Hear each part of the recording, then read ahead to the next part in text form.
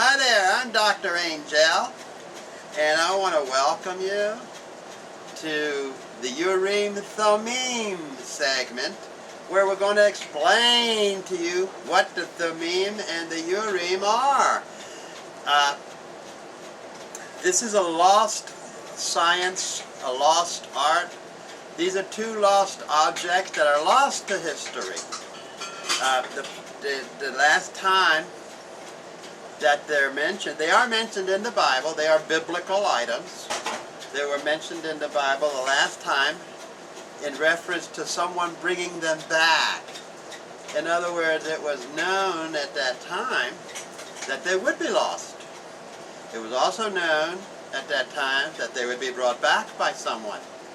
Well, I'm here to tell you that I'm the one that Dad has selected. Dad is our God, our Father. Dad selected me to be the one to bring it back. So, I want to introduce you to the Urim and the Thummim, but before I do, it's important for you to understand a few things primarily about me and who I am and what I do. But the Urim and the Thummim were used by the high priests of Israel. And God told Moses to put the Urim and the Thummim in the breastplate of the priest's clothing, so that when a leader primarily had a question of importance to ask, they could answer God could answer those questions for the leader, the Jewish leader, through the priests using the Urim and the Thummim. Well, now we're at a new age. We're at the dawning of the Mayan age, otherwise known as, most people would consider it, the Aquarian age, but it begins in December 2012. It's the Mayan age, the Aquarian age. It's the time for all secrets to be revealed. My background is Judeo-Christo, or Jewish Christian, and Jesus said that at the end of time, all secrets will be revealed. There won't be any. And he's starting, I don't know if he's starting with me, but he's continuing with me right now. Now here's the deal. We don't have priestly vestments and clothes that we wear now to put the Urim and the Thummim in the breastplate thereof. So there's another way to gain a closeness with the Urim and the Thummim, which was primarily what it was all about. It was about the Urim and the Thummim's energies mixing in with the priest's energies. And so when there was that close to the heart, when it was being worn like 8 hours a day, that close to the heart, the energies between the two intermixed. And of course God's energies are in both, the Urim, Thummim, and the priest. And God's energies is in everything. And so that's what that was all about, getting all these energies intermixed. So now, what I have been doing for years now is sleeping with the Bible. I have 2 Bibles that I sleep with. I also sleep with my wife, but that's just an aside. She just happens to be there. No, I'm just kidding. Anyway, well, I do sleep with the Bibles, though. I learned from a long time ago that they need to be in a Bible cover, or some kind of covering. Otherwise, they get torn to bits.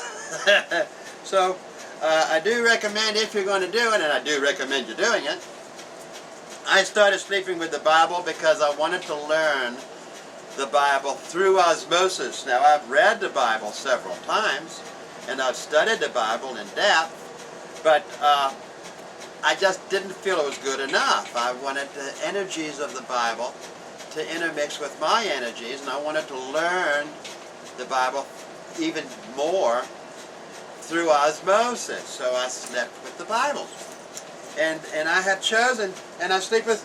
You did hear me mention Bibles with an S, right? I sleep with 2 of them. This one and this one. They both are different probably from Bibles that you have. I selected these Bibles specifically because they have the correct commandment. These are both Christian Bibles. And so the Old Testament portion is supposed to be the Jewish Torah portion. But most Bibles today have the commandments incorrect. They say thou shalt not kill. And God never wrote that on stone. In fact, God said that thou shalt not murder, and that person who commits murder needs to be put to death. The punishment for murder is death, is exactly how he puts it.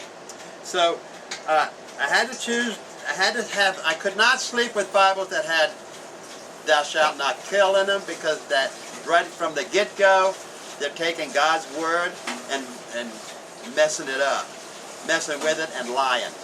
They're lying. When you have a Bible that says thou shalt not kill, that's a lie. God never said that. God never said thou shalt not kill. He never wrote it. He wrote thou shalt not murder. Both of these Bibles have thou shalt not murder. So that part is correct. This first Bible that I have is called the Living Bible Self-Help Edition. And it is from Tyndale, T-Y-N-D-A-L-E, House Publishers. It's a self-help edition paraphrased, a thought-for-thought translation. That's the one Bible that I sleep with. The other Bible that I sleep with is called the Holy Bible Contemporary English Version. Again, it has thou shalt not murder, the correct commandment. I will not sleep with a Bible. That's the first thing I'll check, is what that commandment, what they say God wrote in stone. If they say God wrote thou shalt not kill in stone, it ain't going anywhere near me, because right from the get-go I know it's wrong. There's another thing that these two Bibles have in common. Oh, the Holy Bible Contemporary English Version, I want to give you the publisher on that one too.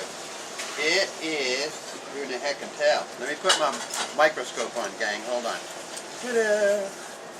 The American Bible Society of New York. I guess that's the publisher.